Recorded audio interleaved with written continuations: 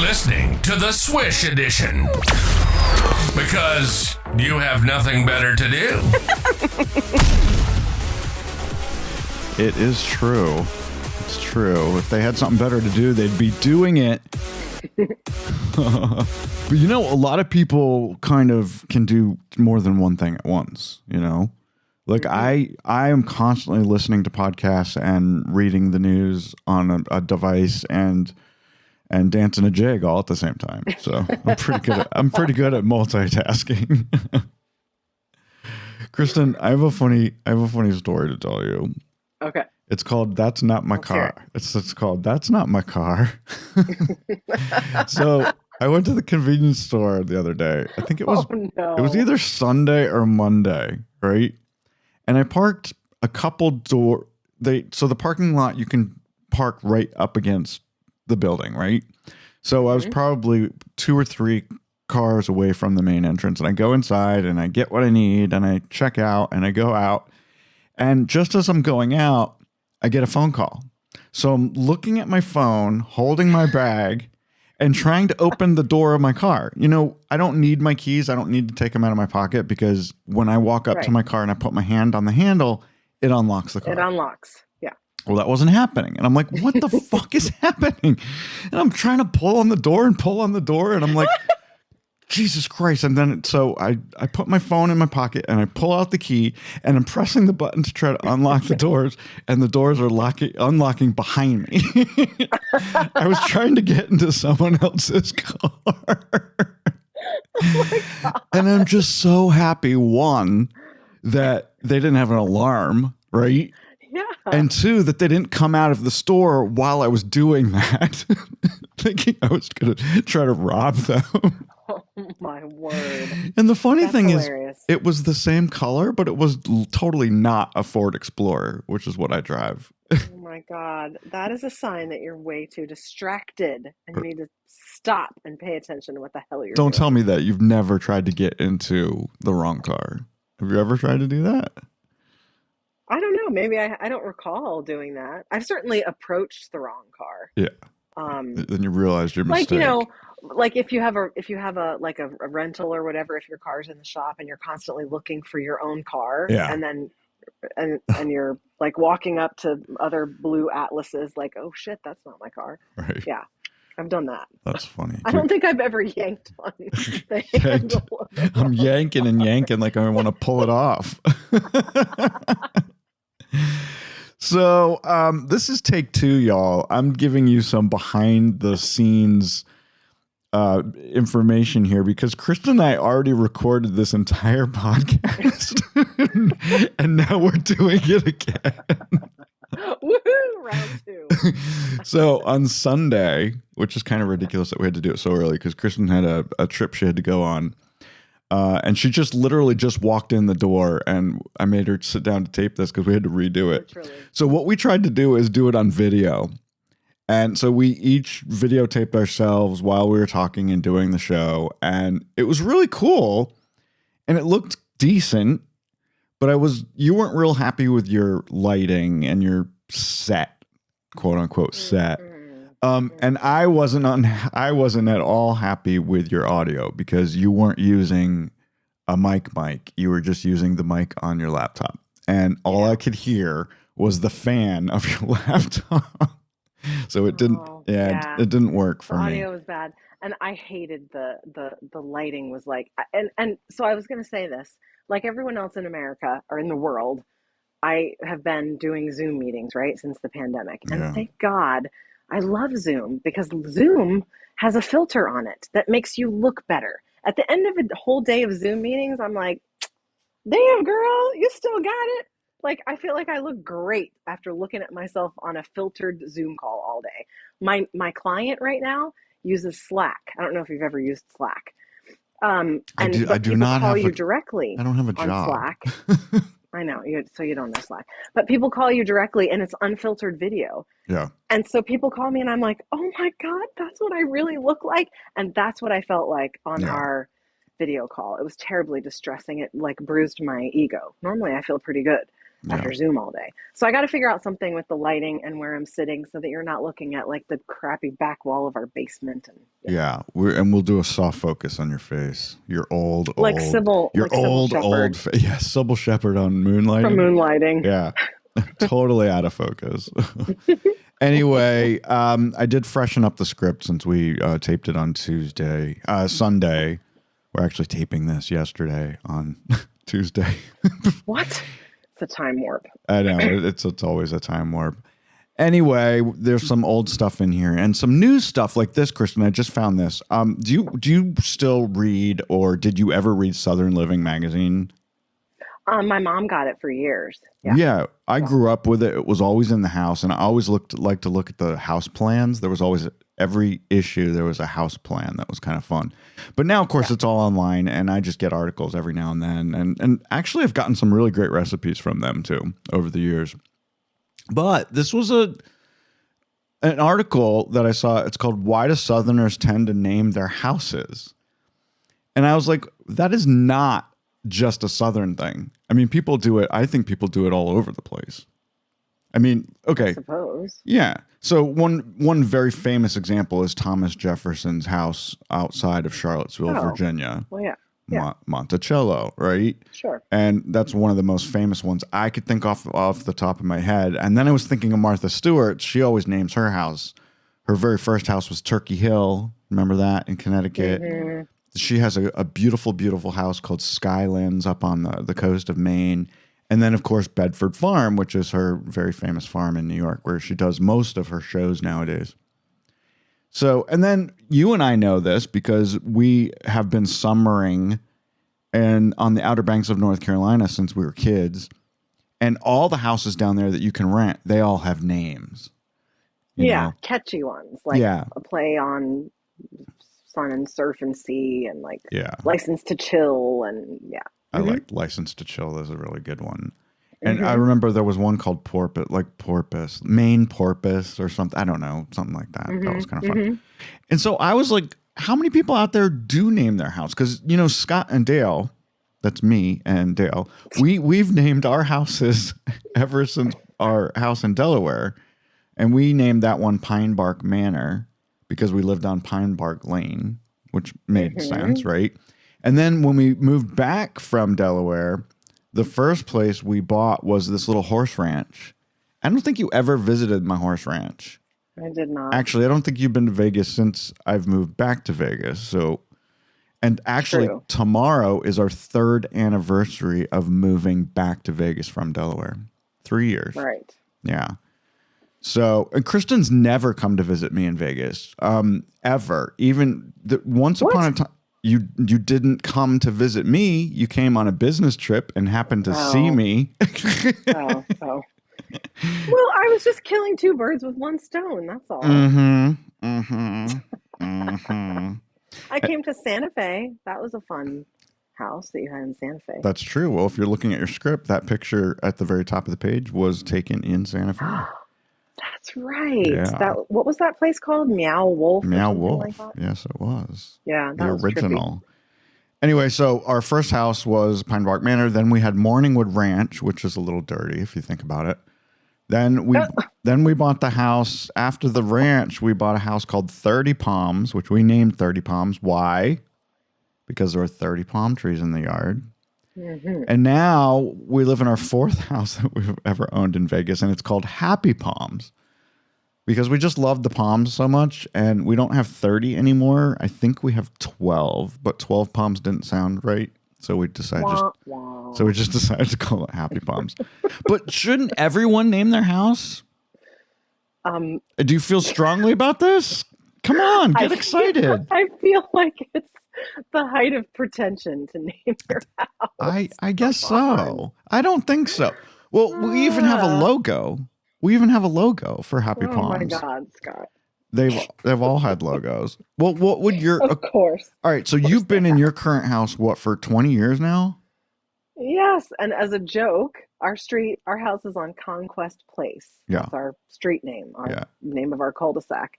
And as a joke, we've always called it the Conquest Palace. That's perfect. Because it is anything but a palace. That is not. It's like 1,000 square feet. It is That's very not a far from joke. being I a think palace. that's wonderful. I think it's wonderful that you have one. That's really cool. You don't? Yeah. Normal people don't name their house. Normal people do name their house because I'm normal.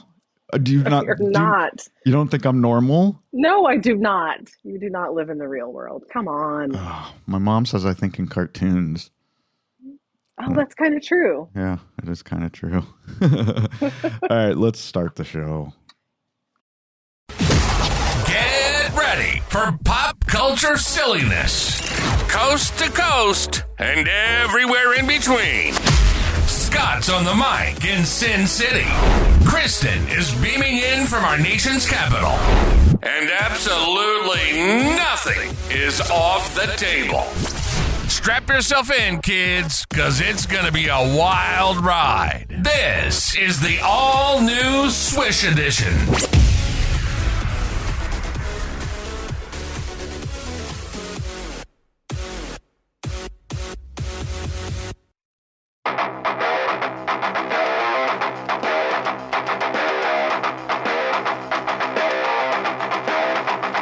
Oh my god.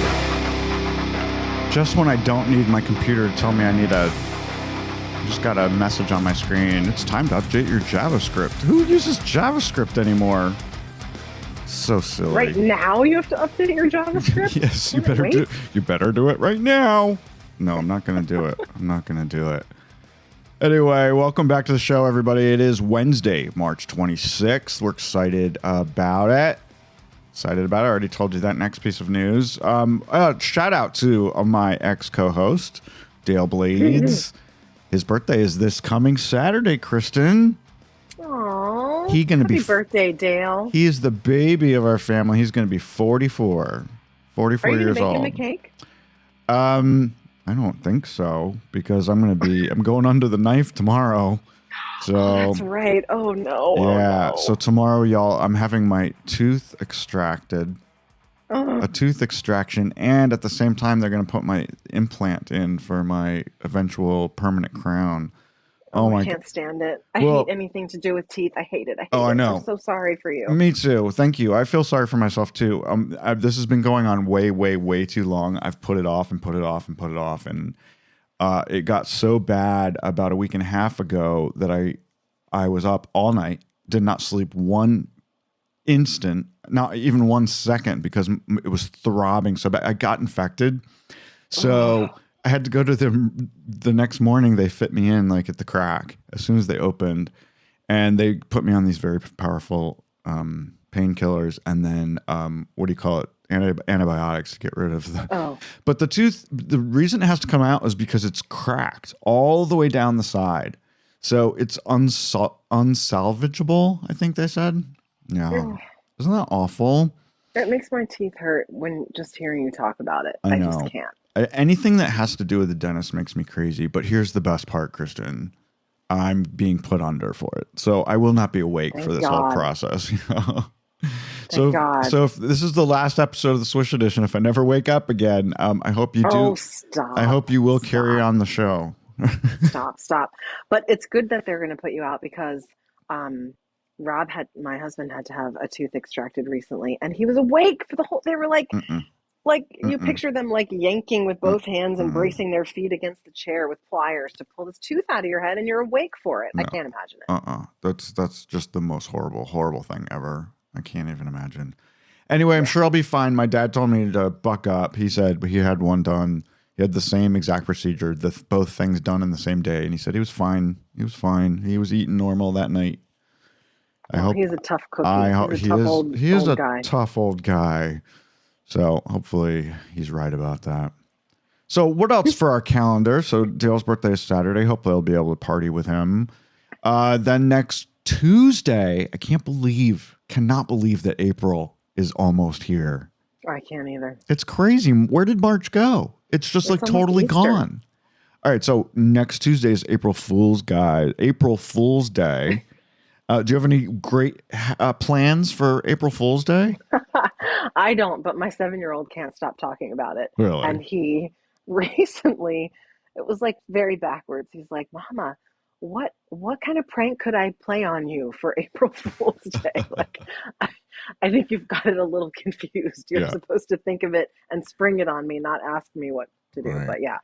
All right. Well, you better be on guard because I guess so. I gave him about a dozen different ideas. So Oh, great. yeah. Great. Who Thanks else? for that. You can report on that next week when your hair is when your hair is purple. If I live to tell the tale. Yeah.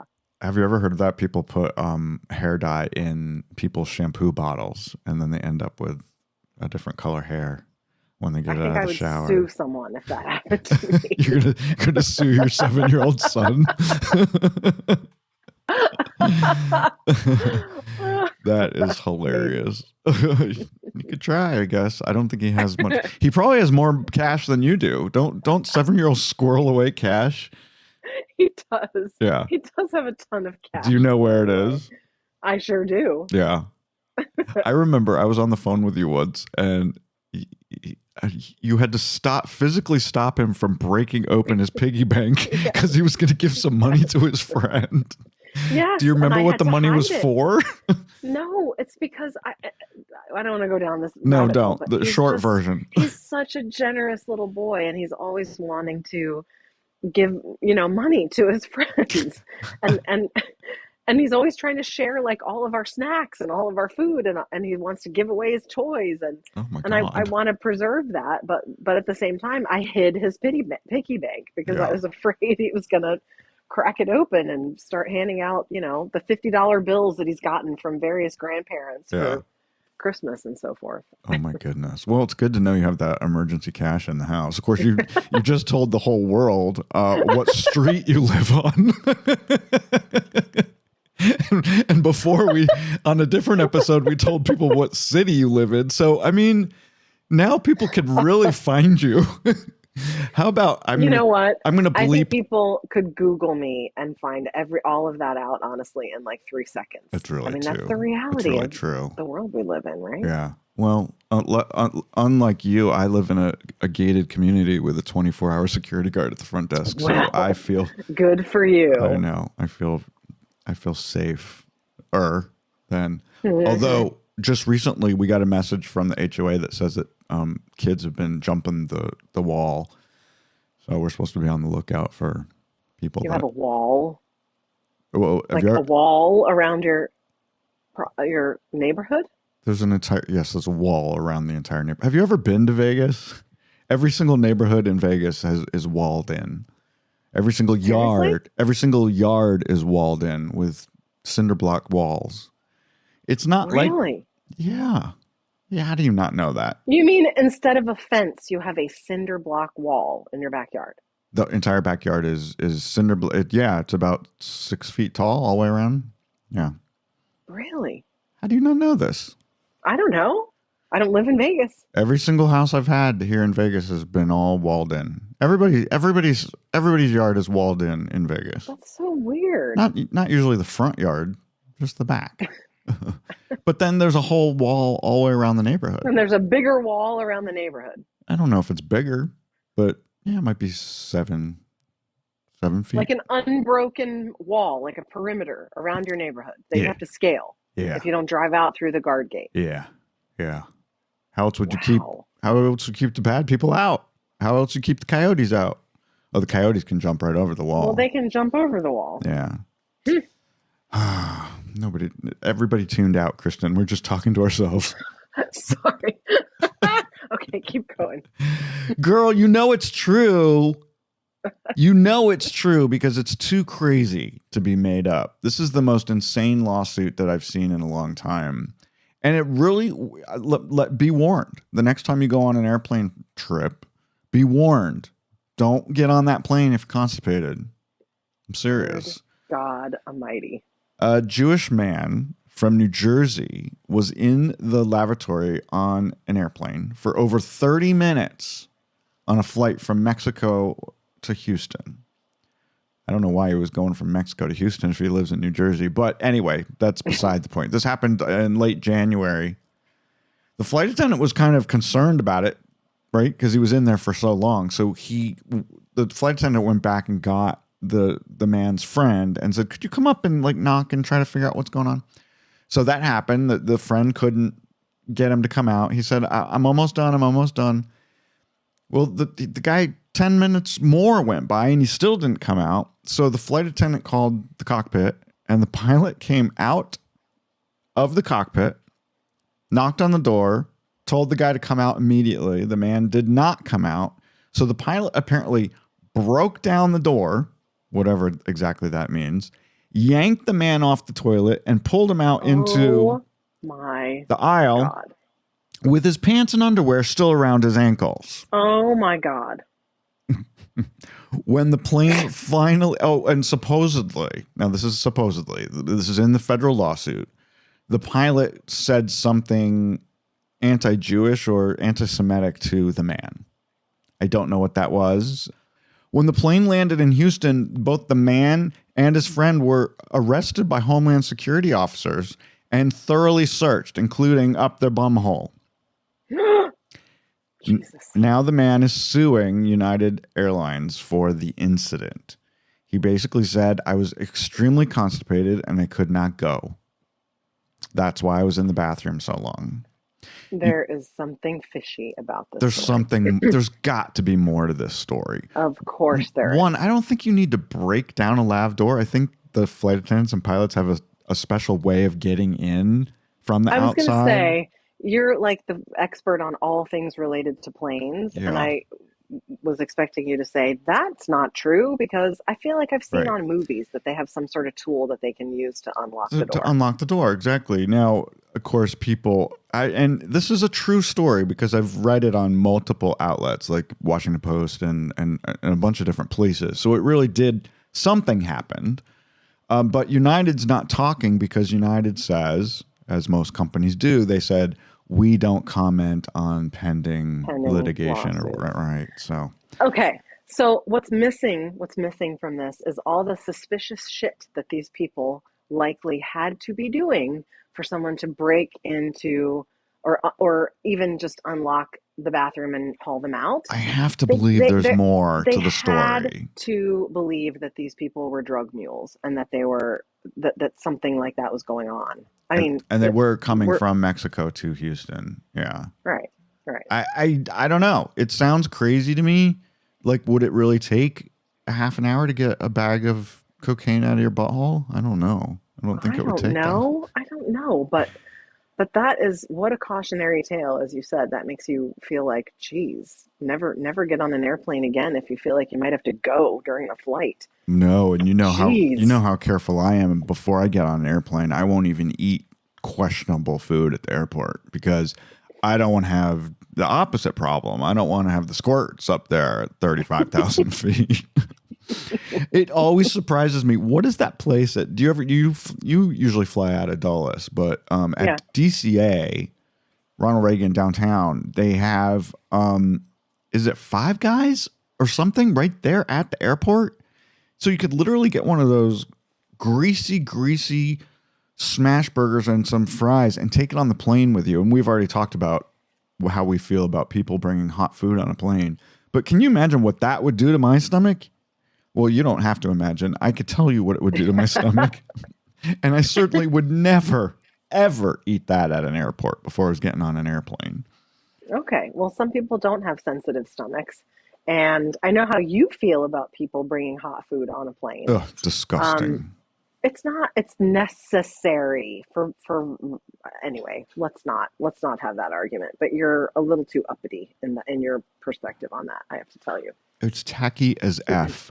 You can bring who gives a shit? You can bring a cold sandwich, not something hot. Serve you anything decent to eat on airplanes anymore, especially if you're a plebeian like most of us and you're not riding in first class. What's plebeian? What's plebeian mean?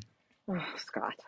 My point is, people who ride in coach seats have a right to eat decent food on airplanes as well. No, they eat it. If you're going to get something hot, you just eat it in the airport before you get on the plane. There's no reason to bring it. You don't always have time. You need to make time. I'm just telling you, if I ran the airline, if I had Scott Wallace Airlines, I would not let people bring their own shit on the airplane. Well, then you wouldn't have any Also, customers. So there you go. and actually, that's what I just said is exactly true. No shit on the airplane. I would just have urinals only standing up on the plane. You shit on the ground. You poop before they, you know what? The people at the gate should make an announcement. They should make an announcement. I think this would be really good. They would be like, ladies and gentlemen, we're about to board flight 42 to Guadalupe. We'd like to remind you, please, to do all your pooping here on the ground. There is no pooping after takeoff. Pooping is not allowed on Scott Wallace Airlines. Thank you. I think that's completely reasonable. And there goes your revenue. Well, it would be all first class, too. Oh, and no flip-flops. I don't want to see your effing toes on the airplane. It's so disgusting. Didn't you send me the picture of that person who put their foot up between the seats? That is, do you know how disgusting that is? Yes, I knew that it would trigger you. Your feet should stay on the floor. If you feel like you have to take your shoes off on the airplane, then you need a blanket to cover up your feet because nobody wants to smell them or see them, especially if they're eating their smash burger from the airport. You know, I've seen people walk to the lavatory and go in the lavatory in bare feet. I agree with you there. That's disgusting. Hey, I want to remind everybody that today is Jersey Mike's Day of Giving. 100% of their sales today is going to local charities in your neck of the woods. And guess what I did since the last time we talked, Kristen? What? I had a number 7. Oh, so did I. But I have to say something. That's the turkey sandwich for those that don't remember the last episode. Yes, for the uninitiated. A number 7 is a turkey and provolone. I have to mention that my friends attacked me after the last episode when we talked about how anyone who likes Subway is an idiot. Yeah. If they have access to Jersey Mike's and they still want Subway, they're obviously something's wrong with them. Friends Kelly and Jess both informed me that they hate Jersey Mike's and they love Subway and they will die on that hill. So all right. Well, I guess we I guess everyone has a right to their opinion. And I guess we should, since you just mentioned that, let's skip ahead a little bit to my corrections from the last episode. Because you mentioned Subway. Your friend likes Subway. Subway, I was wrong last week. And I'm always willing, Kristen, to admit when I'm wrong. I'm glad that you fact-checked yourself. Not really. I'm not readily available to correct myself. I mean, that doesn't even make any sense. I don't like to correct myself, and I'm usually always right. I want to be. You like to be right. I'm going to stick to the fact that I'm going to stick to my stance. Or I'm going to. Oh shit, Scott! I need to go back to bed. Take 2. Subway is not the largest chain in the world, Kristen. The largest food and beverage chain in the world is called Mixu Ice Cream and Tea, a Chinese bubble tea and ice cream chain with over 45,000 locations, making them bigger than Subway, McDonald's, and Starbucks combined. Fascinating. I've never heard of them, but well, they're just in China. Sounds plausible. I mean, I've never been to China, so I don't know. Bubble tea is super popular, though. So bubble tea is very popular here too. I don't even know what it is. Is it like carbonated iced tea? Is that what it is? No, it's. I think the liquid that the bubbles are suspended in can be anything. It can be milk, it can be tea, it can be coffee even, but the bubbles are like tapioca pearls or something. They're usually chewy. Ew. Like, so your drink has, oh no, I don't like things has like that. Has little flavored, chewy, bubbly Icky, gross. things in it. That sounds disgusting. I guess I should apparently, try it. 45,000 locations in China disagree with you. Lots of people like bubble tea. I guess it's true. All right. So I will correct myself. Subway, though, is the largest U.S. beverage and food chain. They have 20,133 locations in the United States of America. That's crazy to me. I know. Coming in second is Starbucks with 16,346 locations. I mean, there's 2 just in the parking lot of my grocery store. I don't. They're I so just close think together. this is crazy. It's And crazy. and McDonald's is third in the U.S. with 13,457 locations. So Wow. now you know. Wow. So Subway, Starbucks, and McDonald's are the top three. They're followed by, in order, Dunkin', Taco Bell, Domino's, Burger King, Pizza Hut, Wendy's, and Dairy Queen. Those are the top 10. But Fascinating. this is what's fascinating to me. Even though McDonald's comes in third as the number of locations, they by far have the highest revenue in the U.S. with $53 billion. That's a lot of French fries. That makes sense. Do do That do makes do sense. do. I'm loving it. That's how the commercial goes. Okay. All right, so I want to go back up to the red segment. It says new segment. This is a new segment I decided to come up with. It's called "What Would You Do?" Oh boy. What would you do, America? What would you do? Oh, we're actually beyond America. 144 countries, although probably most of the people aren't listening to us anymore, just Americans, because everyone in the world hates America right now. Probably. Anyway, so Dale and I were at Mandalay Bay on Monday, right? And we were walking to the bathroom, and we passed this. This family passes us. It was a mom, a dad, a good 5 or 6 kids of varying ages from, I'd say, 3 to 17, and 3 dogs that were not on their leashes. They're just running around in the middle of a casino resort hotel. They allow that? Dogs are allowed at Mandalay, absolutely, but I think they're supposed to be under some kind of control. So anyway, the mom and dad were first. The kids were trailing behind. The dogs were kind of all over the place. And it's becoming a spectacle because everyone around realizes these dogs are loose, right?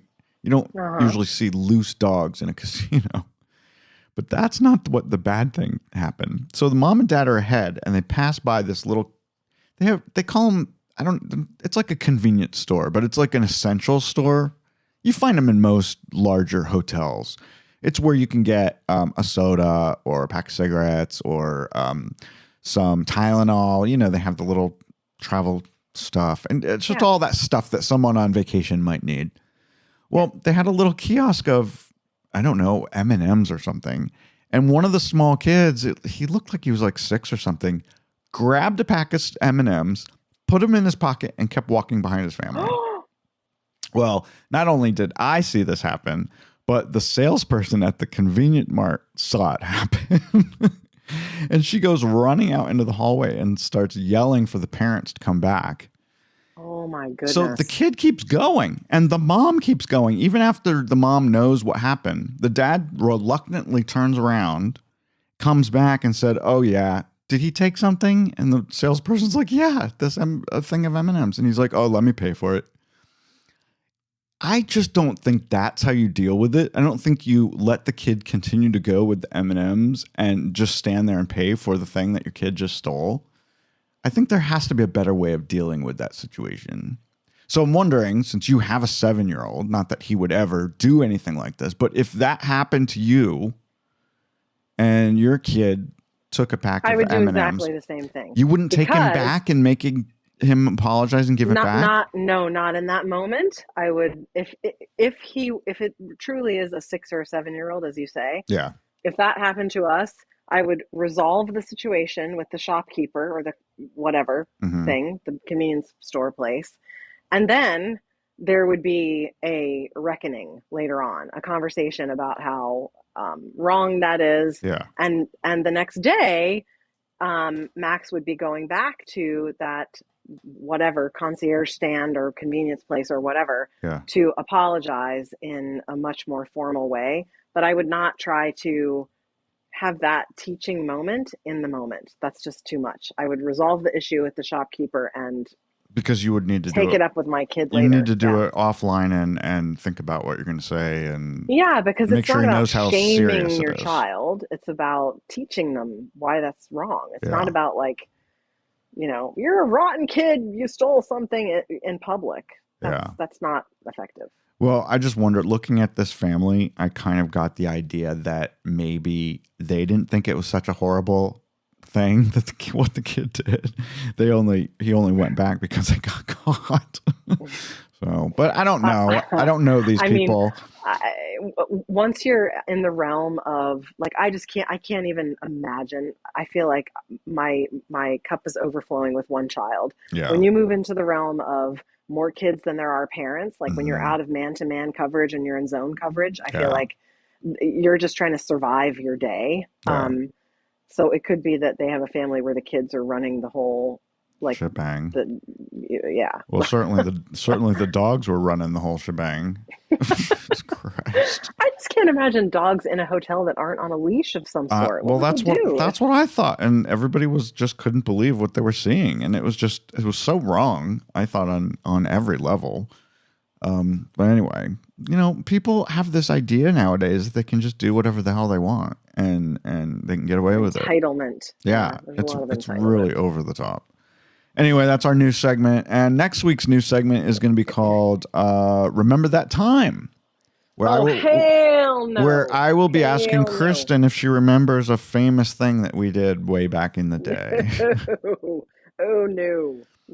Wait, No. are you serious? You don't want me to do that? I quit. What about when you sent me back downtown in Colonial Williamsburg to look? Okay, we're not going down that path. We're not doing this. No, What we're not. about that time that your mom and dad were out of town? I'm going to quit, and you're going to have no co-host, and you're just going to have to sit here and talk to yourself. All right, I'll continue with my corrections from last week. Dale's sister Tracy reached out to me, Kristen, right after I bet she did. Right after we released the show. And you actually questioned me on the show. We said, because I called my in-laws and my sister-in-law, I said that they were idiots because they like to eat their steak well done. And I told her I was never going to take them to a nice steak restaurant ever again. And she pointed out to me that it's not her that orders her steaks like shoe leather. It's her mother and grandmother. So she wanted a retraction. Tracy does not eat well done steak. So I don't know why that affects her life in any way. It was a good story, and she just had to ruin it. I'm so glad that Tracy got her retraction, and she is now vindicated. Yeah. Congratulations, Tracy. And I also wanted to tell you guys a story because we did this little story. Was it last week or a couple weeks ago when we were talking about the Netflix sound and what a lot of people on social media thought where the sound came from? And people were saying, I think it's the sound of President Underwood's ring hitting the desk during the final seconds of the last episode of season 2 of House of Cards. Which just sounds so bananas, right? I know. And both you and I, when we were talking about it, said, no, it doesn't sound anything like that. It sounds like a drum and a guitar or something. Until I sat down at my TV. I pulled open Netflix. I went to the last scene of the last episode of season 2 of House of Cards. And guess what? It sounds exactly like the Netflix sound. It does. It sounds like it's been enhanced. Like the musical note at the resonance or whatever at the end of it has been enhanced. Yeah. But it does sound like it. Craziness. It's so crazy. So if you guys want to see what we're talking about, go find it. Because everyone has Netflix, right? At least you should. And speaking of Netflix, excited about this. They're rebooting Little House on the Prairie. I can't believe. First of all, are there no original ideas? I love Little House on the Prairie. I loved it when I was little. I remember having to take a bath early so that I'd be all ready to sit in front of the TV and watch it, and then I'd go to bed right after. I loved that show. But seriously, are there no original ideas left in the world that we have to reboot Little House on the Prairie? I know, seriously? It's so crazy. And here's the craziest part. So right now they're apparently in the process of casting the Ingalls family, and they're looking for the star of the show, and it's described as a little white girl between the ages of 9 and 11 to play Laura Ingalls Wilder. Got to be a little white girl. And they want everyone any little girl in the U.S. can try out, as long as you're white and between 9 and 11. You can send a casting tape into Netflix. They need to get it by April 4th, which is next Friday. So we don't have much time left. Got a week and a half. So kind of excited about that. What's your time? I don't know. Yeah, I don't know. What's your timeline? I don't think we have time for any of this rest of this stuff. Which is fine with me. A lot of this stuff will wait till next week. Let's talk about let's jump all the way ahead to the Echo, the bottom of page. Is it the bottom of page 3? Because I'm very. Matter. Do you guys have Amazon Echoes at your house? No. Or Alexa? We are so anti that kind of stuff. Like I somehow I got one. I think I got an Amazon Echo through some sort of a promotion, right? We did too. And I hooked it up, and we used it for like 3 days, and it amplified all of the, like you mentioned the word shower curtain, and the next moment there's 15 ads for it, and absolutely. And I thought, no, I don't like this, and so I took it and buried it like at the bottom of our dirty clothes hamper or something until the battery died. It's because so it scary. was freaking me out. I know. So now this news just came out. So Amazon sent an email to everyone who has an Echo, and they said, we're doing away with the feature, the optional safety feature that Echo people could turn on, right? That kept their private recordings on their device and wasn't sent back to Amazon. It didn't go up into the cloud. So they're getting rid of that.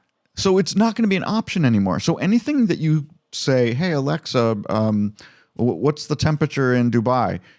It's going to record that and put it up into the cloud, and it's going to be on Amazon servers forever. And it's listening to you all the time, right?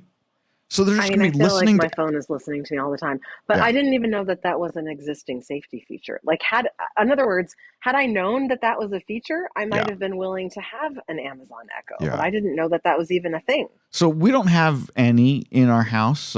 But what we do have is 85,000 Apple products. We have literally every Apple product they make, and we have them in every room. So I know that Apple's listening to us all the time.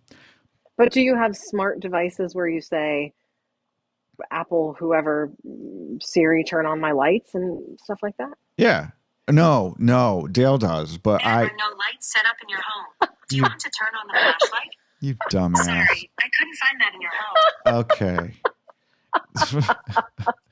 That's fucking hilarious. A beautiful demonstration of how intrusive it is. I know, exactly, and how stupid it is. Every single time I watch The Real Housewives of Beverly Hills and stupid, what's her name, Kyle Richards, every single time she makes a phone call, she asks that woman that starts with an S, blank, dial Dorit.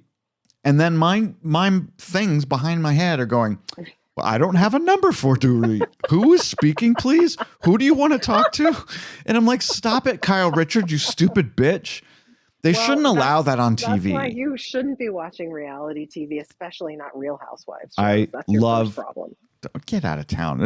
Bravo's my favorite channel. I love reality. I love reality shows. I was up this morning when I got up at 3:30 this morning. That's the first thing I did is I watched Below Deck Down Under. Oh, for heaven's sake. Love that show. That's why your brain cells are leaking out of your ears. Say what? Carry on. What? Shut up. Anyway, Apple does not store the audio from when you talk to that woman. They only keep transcripts. Or so they say. Oh my God. That is so funny that you did that. I think I just love that so much. Anyway. All right. We've gone too long, and I have other things to do today, so I'm just gonna fuck the rest of the show. But what? Yeah. What were the other things? What are we not going to talk about? What did you want to talk about? Something else? I want to talk about the Meghan Markle thing because it fires me up. Yeah. All right, we can talk about it. Yeah, so Scott asked me to watch a few minutes of this ridiculous Meghan Markle at home show or whatever, which I never would have done had he not asked me to do it. Because it's called With Love Meghan, and it's on Netflix. Oh, sorry, With Love Meghan. Because what he wanted to talk about was that everyone's being mean to Meghan. The New York Times and Jimmy Fallon and lots of other people are being really mean and brutal to her about her new lifestyle show. Like to the point of being mean and nasty for no reason. Like it's just people like to hate her for some reason. I don't condone being mean and nasty to her, but it is an unwatchable show. It is the most inauthentic thing. I watched whatever Oh, 15 minutes of the first episode. She literally says in the first episode, the premise, extremely contrived premise is that she's preparing for one of her dear friends to come visit, who is her dear friend is her makeup artist, right? So she's preparing some little tray of stuff to put in the room this guy's going to stay in, and she says halfway through it, well, I don't actually live in this house. I'm going to make all this stuff and take it back to the house I actually live in. They've rented a house for With Love Megan to do her home lifestyle show. It's about the most inauthentic thing that you can imagine. I don't And all see. the things that she was doing Oh, just came off as being completely scripted and contrived and inauthentic. And I applaud the two of them for making the decision to leave their royal duties and leave their posts and whatever. And they made this huge deal about saying that they wanted to reclaim their privacy and not be in the public eye. And so they came to the US, and then they started a podcast that has video with it. And they broadcast their children all over social media. So you can't have it both ways. So sorry. I think her show is not watchable. I thought it was really cute, and having a separate building on your property to do your TV show is exactly what Ina Garten does. Ina had a recreation of her kitchen created out in the barn out back. She doesn't do it in her actual kitchen. She's doing it on a set that looks like her kitchen. So I don't see anything wrong with that. I don't see anything wrong with that. All right, well, you guys should check it out. I watched the first 2 episodes and I thought they were super cute. And now I want to make my own candles because they made candles together.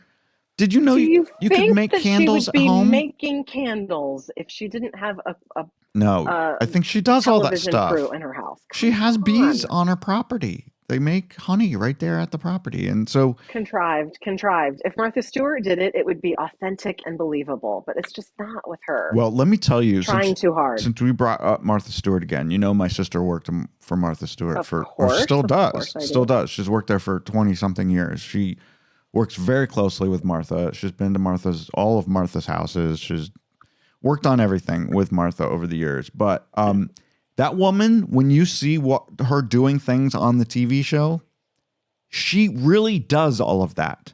Right. She does plant trees. She does go out and pick vegetables. She does wash the cat. She does everything. And she does it really well and I told you this morning because for some reason, Kristen thought it was appropriate to text me at 4:00 this morning. Well, to be clear, we're in 2 different time zones, but I thought that you had the good sense to turn off your notifications. Well, so I didn't think I'd be waking you up. You didn't wake me up because I got up at 3:30 today. And I told you, a lunatic. Well, it's because I went to bed at 8:30. Dale and I went to bed at 8:30 last night. So I was already awake when she texted me, and I wasn't upset at all that she texted me. And if I had been in bed, then I would not have seen your text. So don't worry about that. You can text me anytime you want. But I had already been up. I was up at 3:30, and I was already on my second cup of coffee by the time you texted me. It's because I really only sleep about 6 hours nowadays. I can't really sleep longer than that. It's like you're living in the Pacific time zone, but you're still living on East Coast time. Somehow. Yeah. Would you ever think about going to bed at 8:30? You probably have too much to do. Not in 1,000 years. First of all, my 7-year-old is still awake at 8:30. Well, do you know? I can't go to bed until he's. You know what's so funny about that? Because my sister sometimes will text me late in the evening, and like not sometimes. Most days they don't sit down to dinner till 9:00, and I'm like, I'm done and wrapped up and popping in the bed at 9:00, and you're just sitting down to eat dinner. I have 2 boys in my house, my husband and my son, who have their knife and their fork like Fred Flintstone and are pounding on the table for dinner at 5:30 or 6:00. Yeah, so there's no way we could last until then. What time do you guys usually eat dinner? Usually, even as early as 5:45 sometimes, but usually by 6 or 6:30 we're having dinner. Yeah, and we're cleaned up from dinner and done with dinner without fail by 7:30, because bedtime for Max, he needs to be in the shower by 8, and then we're hopefully in bed by 8:30 to read a story and whatever.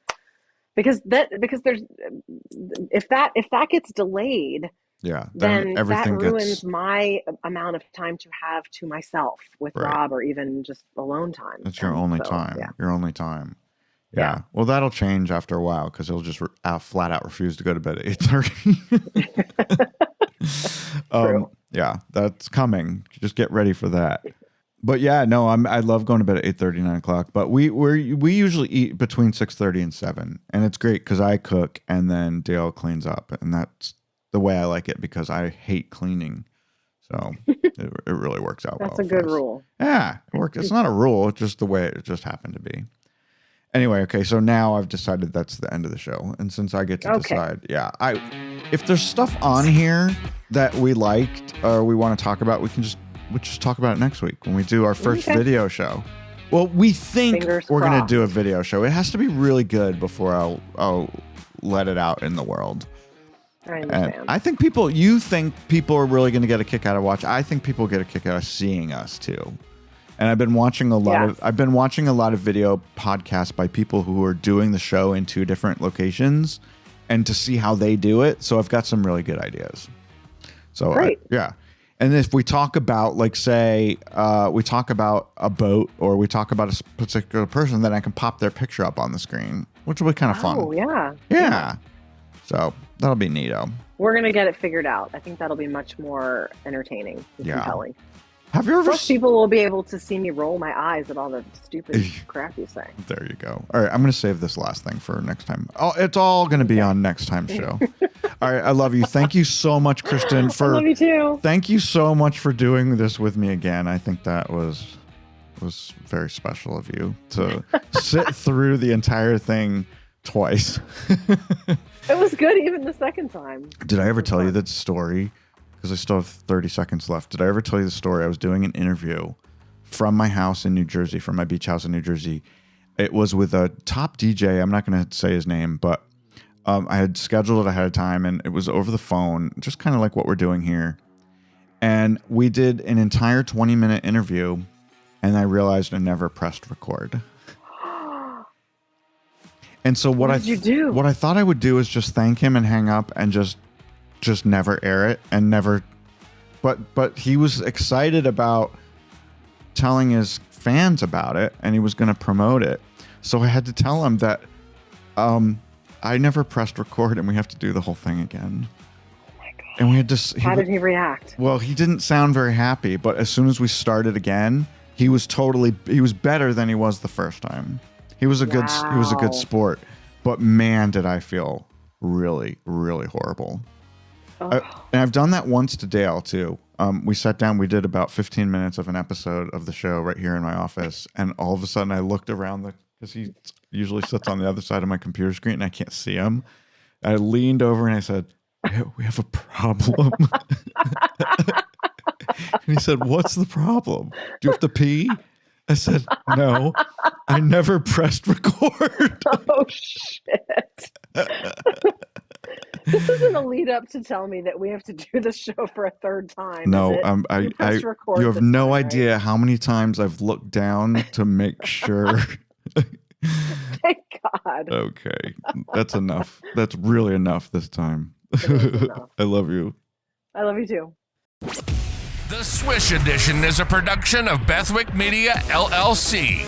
Learn more about the show at swishedition.com. And don't forget to subscribe and leave a review on your favorite podcast app or site. But only if you like us.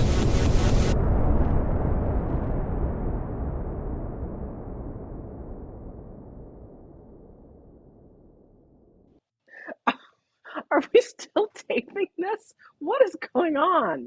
Are people still hearing this shenanigans? Outro. Here it is. Yes. Yeah, no, I'm gonna edit this part out. Okay, here we go. Okay, bye.